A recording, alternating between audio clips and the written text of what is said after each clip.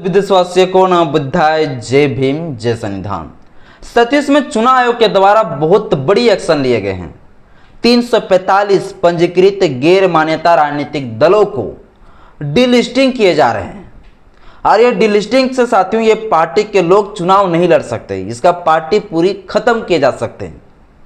जब से साथियों ये चुनाव आयोग के द्वारा एक्शन लिए गए हैं तब से विषय खूब ज़्यादा चर्चा में है। तो आज के इस वीडियो में हम बताएंगे कि किसी भी पार्टी को कब डिलिस्टिंग किए जाते हैं, RUPP क्या होता है, कोई भी पार्टी जब रजिस्ट्रेशन करवाती है ECI के साथ तो उनका प्रोसीजर क्या होता है, प्रक्रिया क्या होता है, कोई भी पार्टी को कब अघोषित कर दिए जाते हैं, चुनाव लड़ने से मना कर दिए जाते हैं। भारत के संविधान में किसी भी पार्टी को रजिस्ट्रेशन कराने के लिए, पार्टी को बनाने के लिए क्या प्रक्रिया है, किस आर्टिकल में प्रोविजन है, the representation of the people act में क्या प्रोविजन किया गया है राजनीतिक पार्टियों को रजिस्ट्रेशन की प्रक्रिया को लेकर, कब उस पार्टी को पूरी तरीके से खत्म कर दिया जाता है, उन सभी विषयों पर साथियों आज के इस वीडियो में हम चर्चा करेंगे। बस मेरा छोटा सा अपील, इस वीडियो को शुरू से लेकर अंत जरूर देखें। वीडियो अच्छा लगे तो लाइक करें, चैनल में पहली बार आए चैनल को सब्सक्राइब कर लीजिएगा, बेल आइकन प्रेस करिएगा ताकि जब भी वीडियो अपलोड करूं आपके पास नोटिफिकेशन पहुंचता रहे। सबसे पहले साथियों जानते हैं संविधान के किस अनुच्छेद के तहत किसी भी समूह दल को जो है राजनीतिक पार्टी बनाने का अधिकार देता है। तो संविधान का साथियों अनुच्छेद है 19, आर्टिकल 19(1) क्लोज C। इसके तहत साथियों किसी भी जो है समूह को, दल को जो है राजनीतिक पार्टी बनाने का अधिकार देता है, जिसमें संघ के बारे में चर्चा किया गया। संघ के साथ साथ एक पार्टी बनाने का भी अधिकार जो है इस अनुच्छेद में, इस आर्टिकल में दिए गए। और इनके साथ साथ साथियों जन प्रतिनिधि अधिनियम 1951 का सेक्शन 29A के तहत भी जो है लोगों को राजनीतिक पार्टी बनाने का अधिकार है, जिसको हम कहते हैं RPA, जिसको हम कहते हैं रिप्रेजेंटेशन पीपल एक्ट 1951। इसका साथियों सेक्शन है 29 क्लोज 1। इसके तहत साथियों किसी भी जो है, किसी भी समूह को, दल को राजनीतिक पार्टी बनाने का अधिकार है, रजिस्ट्रेशन कराने का अधिकार है ECI के साथ। तो ये साथियों सबसे पहले अधिकार है कि कोई भी दल है, कोई भी समूह, अगर आप चाहते हैं कि पार्टी बनाना चाहते हैं तो आप भी पार्टी बना सकते हैं। आप अगर समूह है, एक दल है तो बना सकते हैं। आप संगठन बनाने का अधिकार है इसी अनुच्छेद के तहत साथियों, साथ ही साथ पार्टी भी आपको बनाने का अधिकार है।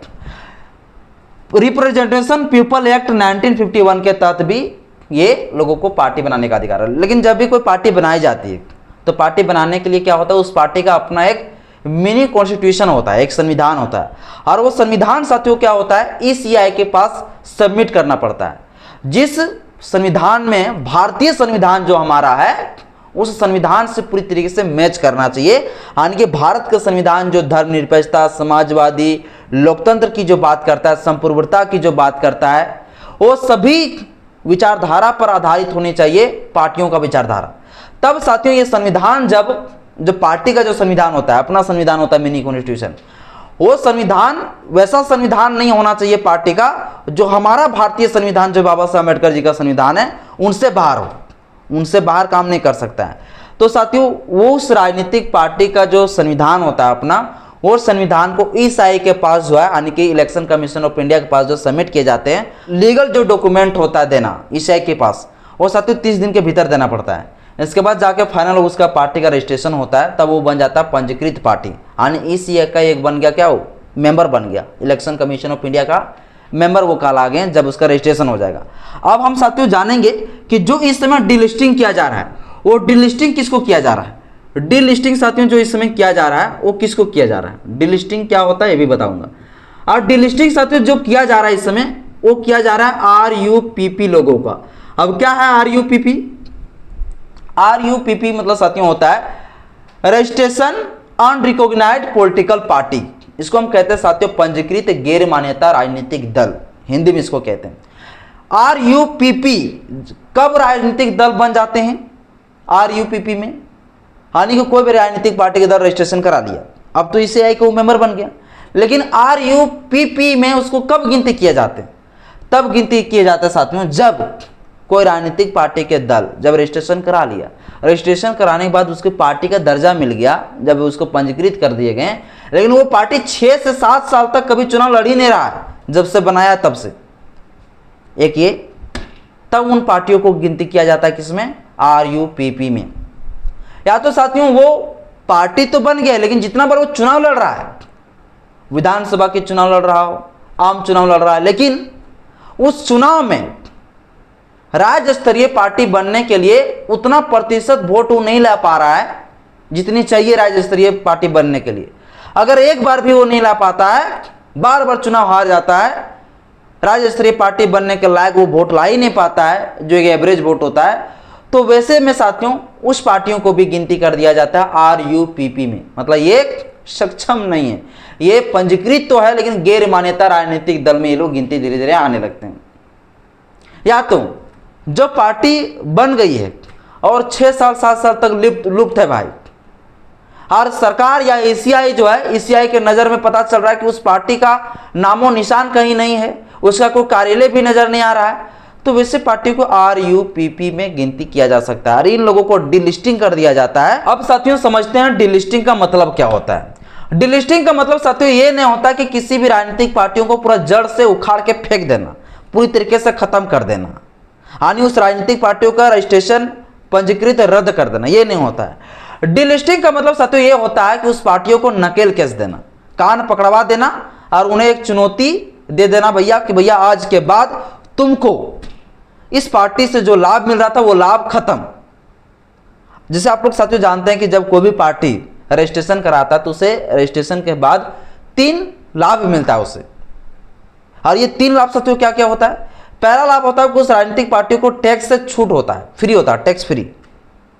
दूसरा लाभ मिलता है उसे चुनाव चिन्ह मिलता है। तीसरा ये होता है कि उस पार्टी को 20 चुनाव प्रचारक, स्टार प्रचारक रखने का राइट्स देता है, अधिकार देता है कि आप 20 स्टार प्रचारक रख सकते हो, चुनाव चिन्ह अपना ले सकते हो, इसका टैक्स फ्री हो। तो ये सब साथियों लाभ मिलता है उस पार्टी को। लेकिन जब डिलिस्टिंग कर दिए जाएंगे ना तो ये लाभ ही पूरा खत्म कर दिए जाएंगे कि आज के बाद इस लाभ से तुझे वंचित किया जाता है, आज के बाद ये लाभ नहीं ले सकते हो। कब और कौन पार्टियों को? जो पार्टी RUPP में गिनती आ गया। ये डिलिस्टिंग साथियों करने का प्रोविजन जो है चुनाव आयोग खुद से लाया है, चुनाव आयोग खुद से लाया है। तो इस प्रकार से साथियों डिलिस्टिंग के माध्यम से राजनीतिक पार्टियों को जो है जो सुविधा होता है उस सुविधा से क्या कर दिए जाते हैं, वंचित कर दिए जाते हैं।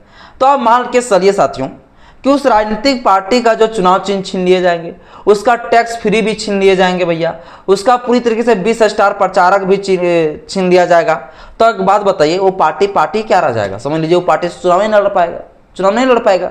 इसलिए मैं कहता हूं कि समझ लीजिए वो पार्टी खत्म हो गया और वो पार्टी से चुनाव लड़ ही नहीं सकता है।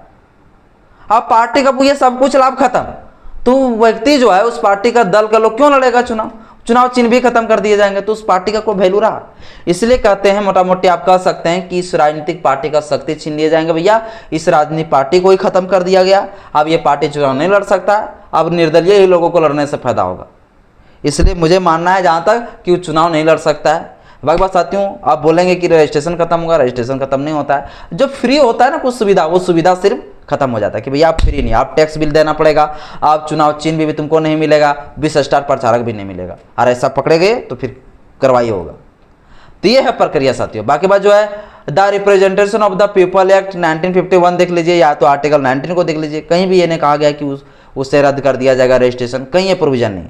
हालांकि जो विधि आयोग हो उनके द्वारा जो रिपोर्ट सौंपा गया था और कहा गया था कि 10 सालों तक अगर वो पार्टी सक्रिय नहीं दिखाई देते हैं, काम नहीं करता है बढ़िया से, तब उनकी रजिस्ट्रेशन को समाप्त कर देनी चाहिए, ये कहा गया था। लेकिन इसके लिए कहा गया था कि the representation of the people act जो 1951 है उसमें अमेंडमेंट करना पड़ेगा, उसमें संशोधन करना पड़ेगा, और अभी तक संशोधन हुआ नहीं।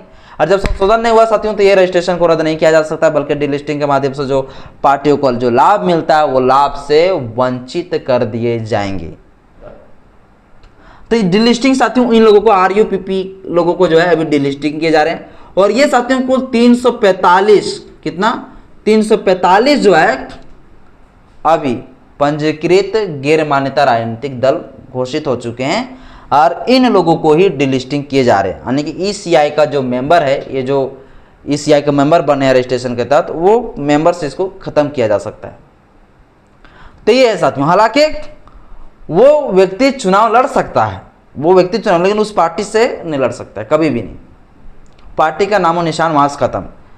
अब अभी साथ में जो एक्शन लिया है, अब यही कहना है ECI का कि ये कुछ जो 345 पार्टियां, ये 345 पार्टी जो है रजिस्ट्रेशन करा लिया ECI के साथ। ये लोग बेचारा सोया हुआ है, बेचारा सोचिए, या तो इन लोगों का आलसीपन सोचिए, ये लोग सोए हुए हैं।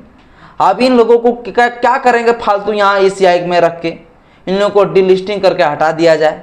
तभी साथियों डिलिस्टिंग किया जा रहा है, क्योंकि ये लोग 6 साल से चुनाव भी नहीं लड़ रहा है, और चुनाव लड़ रहा है तो राज्य स्तरीय पार्टी बनने के लिए उतना वोट प्रतिशत भी नहीं ला पा रहा है। इनका कार्यालय भी ढूंढ रहा है तो कहीं नहीं मिल रहा है कि पार्टी का कोई कार्यालय, कहीं खत्म हो गया नामो निशान। तो ये पार्टी रह के क्या करेगा? तो इसी लोग के लिए साथियों अभी चुनाव आयोग कह रहा है कि इन लोगों को जो डिलिस्टिंग किया जाएगा। चुनाव आयोग को जिस पे काम करना चाहिए उस पर तो काम करेगा नहीं। जो इतना धोखाधड़ी हो रहा है, जो इतना चुनाव के दौरान जो है अवैध तरीके से जो है वोट दिलाए जाते हैं, गलत तरीके से वोटिंग करवाए जाते हैं EVM मशीन के द्वारा, तो उस पर एक्शन नहीं ले रहा है, लेकिन ये सब लोगों के ऊपर एक्शन जरूर ले रहा है। हालांकि ये भी काम जो कर रहा है वो ठीक कर रहा है। बाकी बात जो है, ये जो EVM के द्वारा जो गड़बड़ी होता है उस पर एक्शन क्यों नहीं लेता है? उस पर एक्शन लेते हुए कभी नहीं दिखाई पड़ते हैं। तो अभी साथियों फिलहाल जो है 345 राजनीतिक पार्टियों के दलों को जो है डिलिस्टिंग करने की तैयारी में अभी चुनाव आयोग जुड़े हुए हैं, और ये डिलिस्टिंग के द्वारा साथियों इन लोगों को फिर हटाया जा सकते हैं। अब पूरी तरीके से 345 राजनीतिक पार्टी के जो दल है उन लोगों को पूरा रिस्की हो गया, पूरा बेचैनी से थोड़ा बढ़ गया। आई होप साथियों आप लोगों को बहुत बढ़िया से समझ में आया होगा। वीडियो अच्छा लगे तो लाइक करिएगा, चैनल में पहली बार है चैनल को सब्सक्राइब कर लीजिएगा, बेल आइकन प्रेस करिएगा ताकि जब भी वीडियो अपलोड करूँ आपके पास नोटिफिकेशन मिलता रहे। जय भीम, जय संविधान, जय विज्ञान, जोहार।